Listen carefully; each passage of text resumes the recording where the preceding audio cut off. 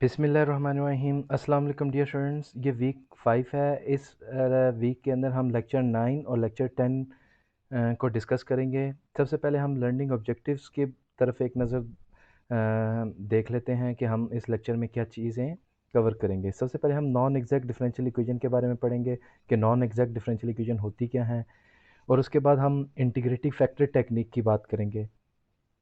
अच्छा, non exact का मतलब ये है कि हम नॉन एग्जैक्ट को जो कुछ ऐसी डिफरेंशियल इक्वेशंस होती हैं जो एग्जैक्ट नहीं होती, उनको हम एग्जैक्ट बनाएंगे by using multiplying the integrating factor.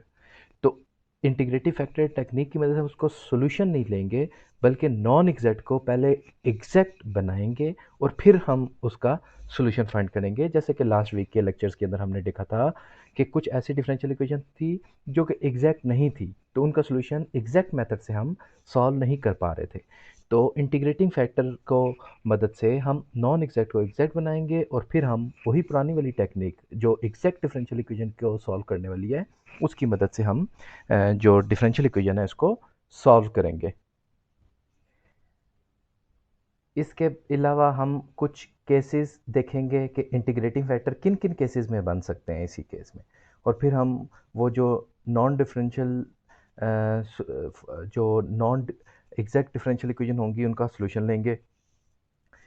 और इसके अलावा आज के इस लेक्चर में हम होमोजीनियस डिफरेंशियल इक्वेशन को भी डिस्कस करेंगे कि होमोजीनियस डिफरेंशियल इक्वेशन होती क्या है और होमोजीनियस डिफरेंशियल इक्वेशन का सॉल्यूशन हम किस तरीके से लेते हैं, और कुछ एग्जांपल्स हम सॉल्व करेंगे जो होमोजीनियस डिफरेंशियल इक्वेशन की फॉर्म में होंगी। तो सबसे पहले हम बात करते हैं एग्जैक्ट डिफरेंशियल इक्वेशन की। तो पहले हम डेफिनेशन ले लेते हैं कि एग्जैक्ट डिफरेंशियल इक्वेशन एक्चुअली होता क्या है। तो इसके लिए मैं एक अलग सा जो पोर्शन है उसको सिलेक्ट करता हूँ, और यहाँ पे हम पहले एग्जैक्ट डिफरेंशियल इक्वेशन की type. Exact differential equation actually होता क्या है, देखें।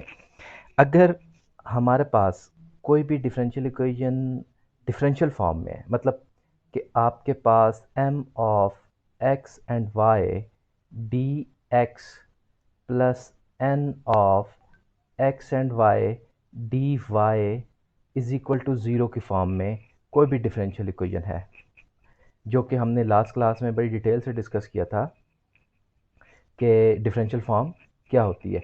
अब इस फॉर्म में अगर है कोई भी डिफरेंशियल इक्वेशन, तो ये जो डिफरेंशियल इक्वेशन है जिसको मैं इक्वेशन नंबर 1 का नाम देता हूँ, that differential equation is said to be a exact differential equation if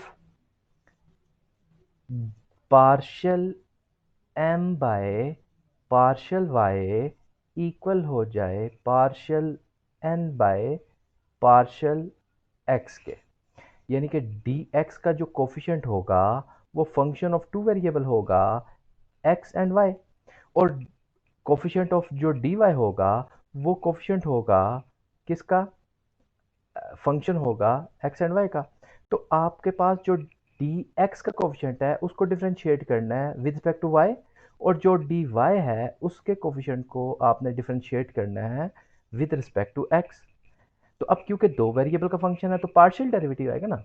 अगर ये दोनों इक्वल हैं तो then we say that which implies that equation 1 is an exact differential equation.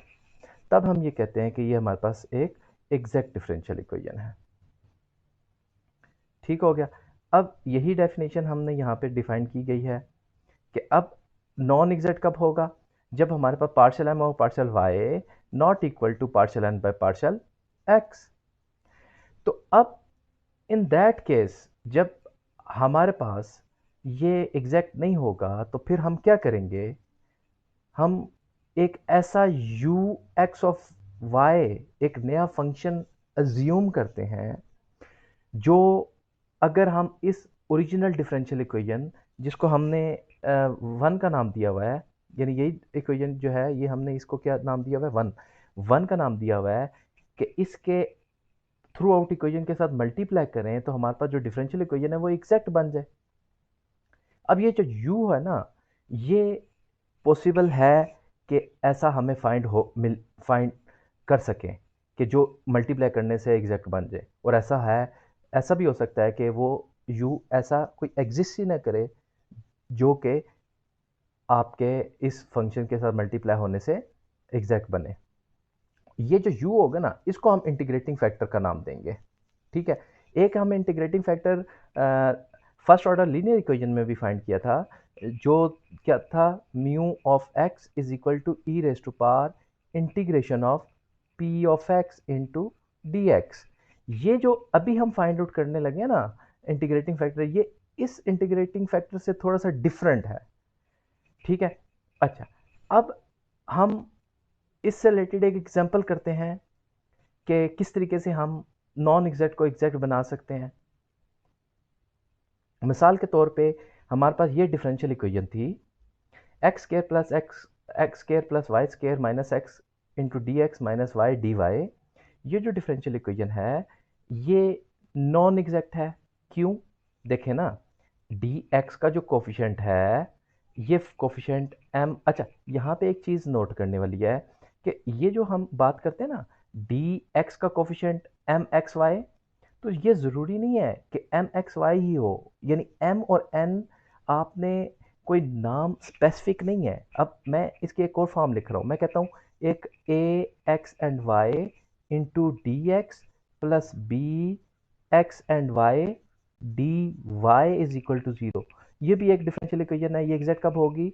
जब partial a by partial Y is equal to partial B by partial x होगा। यानी जो D x का कोफिशिएंट है उसको डिफरेंशिएट करना रिस्पेक्ट टू वाई, और जो डी वाई का कोफिशिएंट है उसको डिफरेंशिएट करना रिस्पेक्ट एक्स। अगर ये दोनों इक्वल आ जाते हैं तो हम कहेंगे ये डिफरेंशियल इक्वेशन एग्जैक्ट है। अगर ये इक्वल नहीं आते फिर हम ये कहेंगे कि ये एग्जैक्ट नहीं है, नॉन एग्जैक्ट है। अब यहाँ पे ये जो जिसे मैंने अंडरलाइन किया है इसको मैं कह देता हूँ कि that is equal to a of x and y which is equal to x square plus y square minus x. अब इसका डेरिवेटिव हमने किस के लिहाज से लेना है? ऑब्वियसली डी एक्स का कोफिशिएंट है तो वाई के लिहाज से लेंगे, तो एक्स स्केयर का derivative respect to y zero, plus y square का डेरिवेटिव टू वाई, और दोबारा से एक्स का डेरिवेटिव जीरो, तो हमारे पास टू वाई आ गया। ओके, अब दूसरी तरफ आप चलें और मैं यहाँ पे बी जो है किसको कंसिडर कर लेता हूँ, ये जो डी वाई का कोफिशिएंट है, तो डी वाई के कोफिशिएंट को मैं b of x and y consider कर रहा हूँ which is equal to minus y, क्योंकि इन जनरल दरमियान में क्या होना चाहिए? प्लस होना चाहिए ना। तो प्लस होगा तो इसका मतलब है कि ये जो माइनस है ये किसके साथ है? ये वाई के साथ है। ओके, बी का जब डेरिवेटिव मैं लूंगा तो किसके लिहाज से लूंगा? Partial B by partial X, क्योंकि बी कोफिशिएंट है डी वाई का। ओके, इसका डेरिवेटिव मैंने रिस्पेक्ट टू एक्स लिया which is equal to zero. अब देखें इन दोनों केसेस के अंदर कि आपके पास partial A over partial Y is not equal to partial B by partial X. इसका मतलब है ये नॉन एग्जैक्ट है।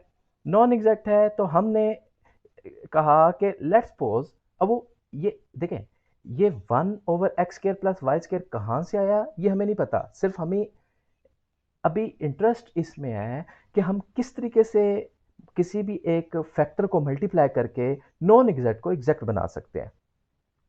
तो मैंने क्या किया, one over x square plus y square को अपनी इक्वेशन के दोनों तरफ मल्टीप्लाई कर दिया। जब मल्टीप्लाई कर दिया तो दोबारा हमने इसमें से डी एक्स को एम कंसिडर कर लिया, डी वाई को एन कंसिडर कर लिया। अब दोनों एम का डेरिवेटिव रिस्पेक्ट टू वाई लिया तो two x y over x square plus y square का होल स्क्वायर आ गया, और एन का डेरिवेटिव रिस्पेक्ट टू एक्स लिया तो वो भी two x y over x square plus y square का होल स्क्वायर आ गया। इसका मतलब ये हुआ कि हमारे पास एक ऐसा फंक्शन एग्जिस्ट कर रहा था जो था one over x square plus y square. ये वाला जो फंक्शन है, इस फंक्शन ने क्या किया कि हमारे पास नॉन एग्जैक्ट डिफरेंशियल इक्वेशन को एग्जैक्ट बना दिया। बात समझ आ गई? अब हम केसेस डिस्कस करते हैं कि कब हमारे पास u एग्जिस्ट करेगा और कब हमारे पास u एग्जिस्ट नहीं करेगा। वो इंटीग्रेटिव फैक्टर कब किसी भी डिफरेंशियल इक्वेशन का एग्जिस्ट करेगा कि वो नॉन एग्जैक्ट को एग्जैक्ट बनाए, और कब वो एग्जिस्ट नहीं करेगा कि उस नॉन एग्जैक्ट डिफरेंशियल को एग्जैक्ट बनाए। तो उसमें दो केसेस हैं, इनमें से पहला केस मैं कहता हूं there exist an integrative factor u of x a function of x, ठीक है, only this happened if the expression partial m over partial y minus partial n over partial x over n is a function of x only। ये बड़ी important चीज़ है, मैं इसको अलग से आपको डिफाइन करता हूँ। देखें, मैं एक बात कर रहा हूँ कि मेरे पास लेट्स सपोज एक डिफरेंशियल इक्वेशन है non exact m of x y, ठीक है, d x plus n of x y D Y is equal to zero. अब मैं ये कहता हूँ ये एग्जैक्ट नहीं है। एग्जैक्ट नहीं होने का मतलब है कि partial m by partial y is not equal to partial